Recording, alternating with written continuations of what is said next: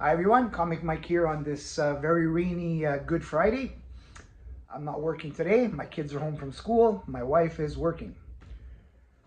So today I thought I would focus on a group of superheroes that is my favorite group.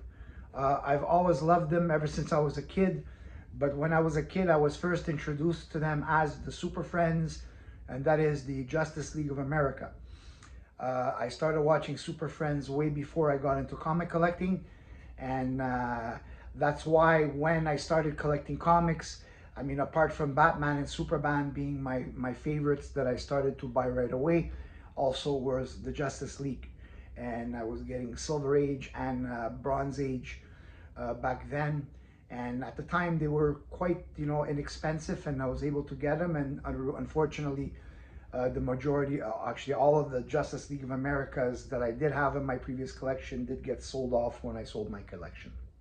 Too bad. So let's take a look first at issue number 38.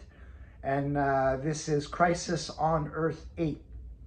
And this one features the Justice Society of Earth 2 and the Lawless League of Earth 8.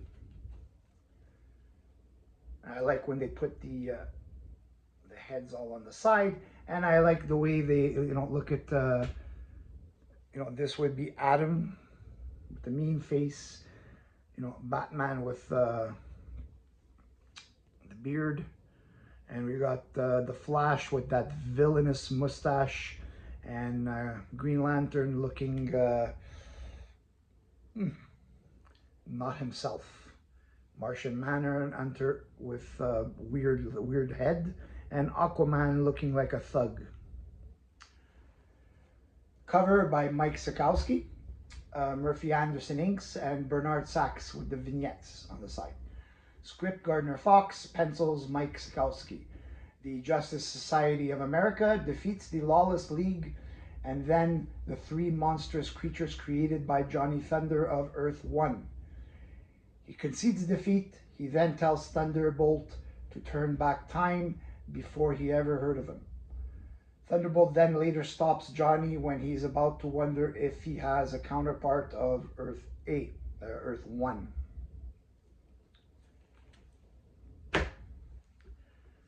Next. Always loved the 80-page Giants. Also, everyone knows, very difficult to get them in a high grade. This is issue number 39 from 1965, and a cover by Mark Sekowsky, inks Murphy Anderson, and Bernard Sachs. Basically, these are all reprinted stories. What we have here is Starro the Conqueror, The Case of the Stolen Superpowers, and When Gravity Went Wild. Superheroes featured in this book: Superman, Batman, Flash, Green Lantern, Wonder Woman, Aquaman, Green Arrow, and Martian Manhunter. And the villains: Getaway Mastermind, Puppet Master, Electric Man, Professor Menace, Dr. Destiny, Captain Cold, King Clock, Starro, and Amazo.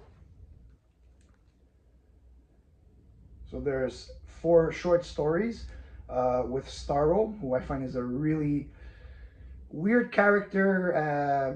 Being in the Suicide Squad movie, introduced a lot of people who wouldn't have a clue who Starro was. He's a character that was created in the 60s, and it was perfect for the 60s because it's just completely off the rocker. And so we got four short stories in here with Wonder Woman and Martian Manhunter versus Starro, Flash versus Starro, Green Lantern versus Starro, and also the whole Justice League of America versus Starro.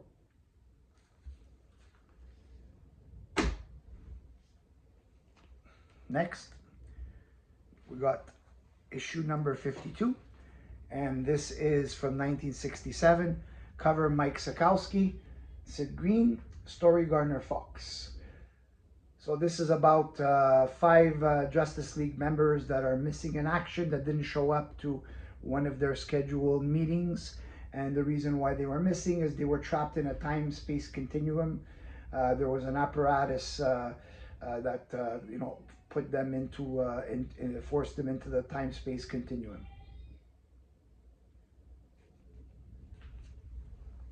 And the missing in action Justice Leaguers is Batman, Superman, Green Lantern, Martian Manhunter, and Hawkman.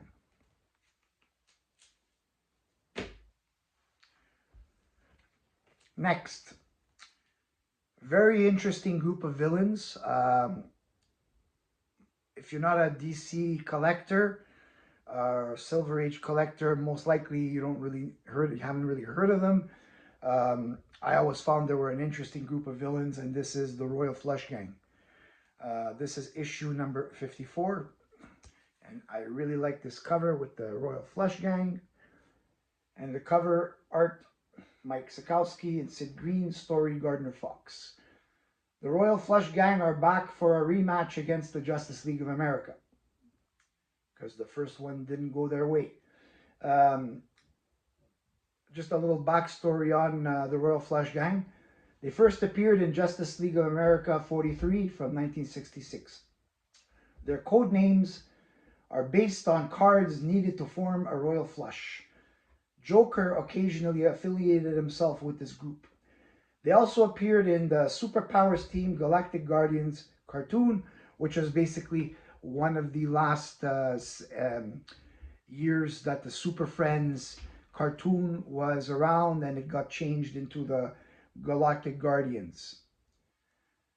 They also appeared in Batman Beyond, the cartoon, Justice League from 2003, Batman Brave and the Bold 2009, and was also on the live TV show Arrow from the Arrowverse, and they appeared in Arrow and Flash.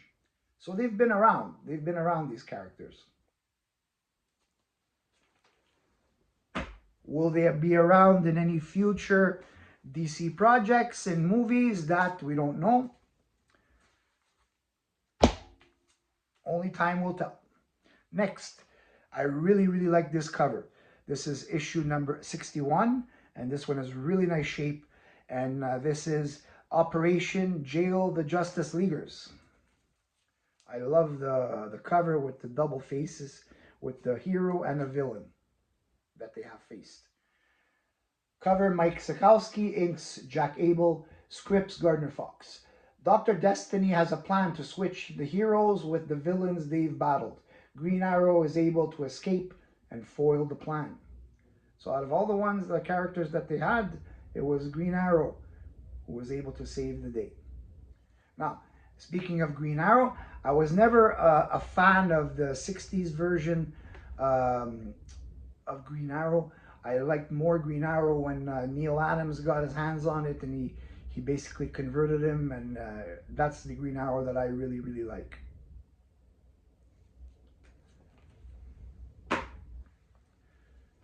Next, another great cover. This is issue number 62 from 1968.